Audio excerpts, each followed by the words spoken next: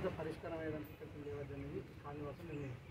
యాక్చువల్గా ఏమంటారంటే అన్ని దాని ప్రకారం యాక్ట్ ప్రకారం దాన్ని యాక్షన్ తీసుకుంటాం. వర్షాకాలం వచ్చినా కూడా మాకే భయం అవుతుంది కదా. ఇప్పుడు 15 రోజులు అంటారు. సరే డబ్బులు అంటే అందరికి వెరిఫై చేసి ఎంక్వైరీ చేసి అందరికి 15 డేస్లో మేము నోటీస్ ఇస్తాం. ఇది మాత్రం యాక్షన్ జరుగుతుంది. ఎందుకంటున్నా సార్ అంటే రేపు బాగా చూసా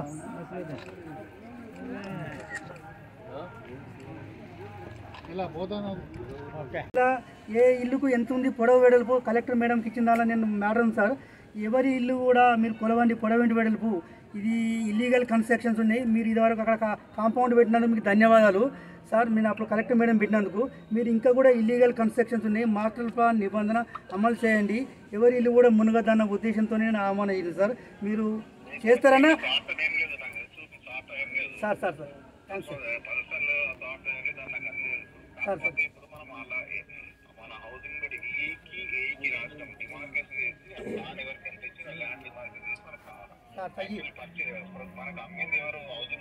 హౌసింగ్ బోర్డ్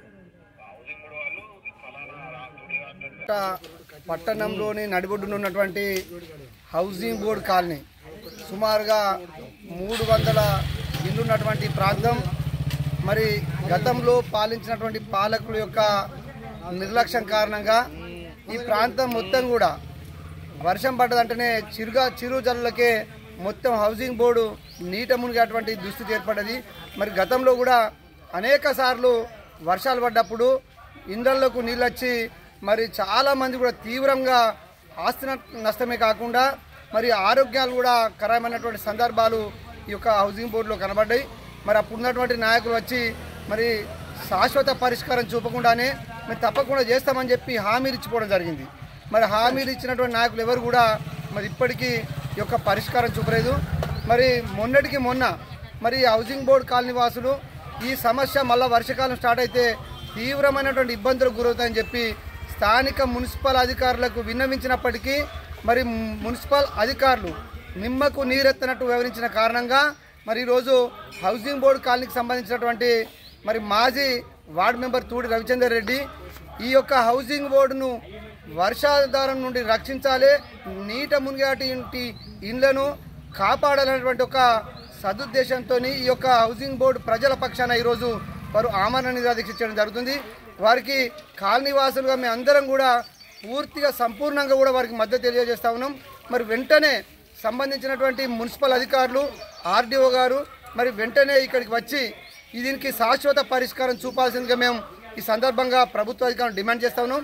లేనట్లయితే తప్పకుండా ఈ యొక్క ఆమరణ నిరాదీక్షలో పెద్ద ఎత్తున హౌసింగ్ బోర్డు కాలనీ వాసులే కాకుండా ఈ యొక్క జమ్మికుంట పుర ప్రముఖులను కూడా మేము ఇందులోకి ఇన్వాల్వ్ చేసి ఈ సమస్యను తప్పకుండా కూడా ఉన్నతాధికారుల దృష్టికి తీసుకెళ్లే విధంగా పరిష్కరించే విధంగా మేము ప్రయత్నం చేస్తామని తెలియజేస్తూ మరి వెంటనే మరి అధికారులు స్పందించాలని మరొకసారి నేను వారికి విజ్ఞప్తి చేస్తా ఉన్నా.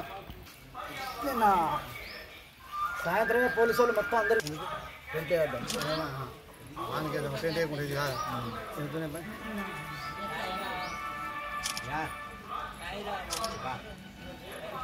ఈ అక్రమ కట్టడాలను ఇప్పుడున్న కమిషనర్ గారు డైనమిక్గా ఉన్నారు, వారు పరిష్కరిస్తారనే ఆశాభావం ఉంది. మా మిత్రుడు చెప్పినట్టు కొమరాయుడు చెప్పినట్టు రానున్న స్థానిక ఎన్నికల్లో ఎవరో చేస్తారు, ఓట్లు వేయడానికే పోము. హౌసింగ్ బోర్డు సమస్య పరిష్కారం అయితేనే ఓటు వేయడానికి పోతామని చెప్పి మేము ముక్త కంఠంతో ఈ కాలనీ వాసులమంతా ఒక్క తాటిపై వచ్చి అట్లా ఉంటేనే ఈ సమస్య పరిష్కారం అవుతుంది. రవిచందర్ రెడ్డి చేస్తున్న ఏదైతే దీక్ష ఉందో కాలనీ వాసులంతా ఐక్యంగా వచ్చి అవసరమైతే ఒక్క రవిచందర్ రెడ్డి ఆమరణ పడుతుంది కాబట్టి ఇక్కడే వంట వార్పు చేసుకొని ఇక్కడే చేసి సమస్య పరిష్కారం అయ్యే వరకు కూడా మొత్తం కాలనీ వాసులంతా ఏకతాటిపై రావాలని చెప్పి ఇది పార్టీలకు అతీతంగా జరుగుతుంది. ఏ పార్టీకి సంబంధం లేదు, ఎవరికి ఓన్లీ కాలనీ వాసుల సమస్య పరిష్కారం కోసం కాలనీ వాసులు పడుతున్న కష్టాలు అనుభవించారు కాబట్టి రాత్రి పడుకోవాలంటే వర్షాకాలం వస్తే రాత్రి పడుకోవాలంటే జంకు ఇట్లా భయం అవుతుంది. ఎందుకంటే నిద్ర లేని రాత్రులు గడుపుతున్నాం కాబట్టి ఈ సమస్య పరిష్కారం చేయాలా. కలెక్టర్ గారు వెంటనే స్పందించి దీని మీద ఏదైతే ఈ అక్రమ కట్టడాలు ఉన్నాయో అవి తొలగించి దీన్ని పరిష్కరించాలని కోరుతున్నాను.